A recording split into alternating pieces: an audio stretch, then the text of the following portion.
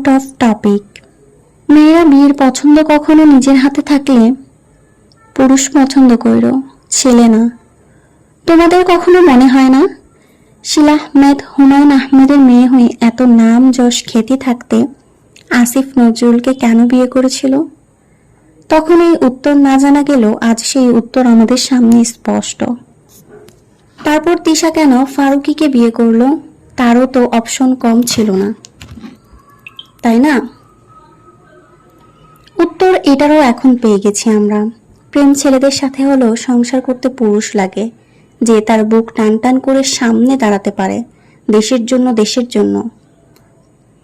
আর যে পুরুষটা সবার জন্য এত কিছু পারবে, ভাবো তুমি তার হলে তোমায় সে কতটা আগলে রাখবে।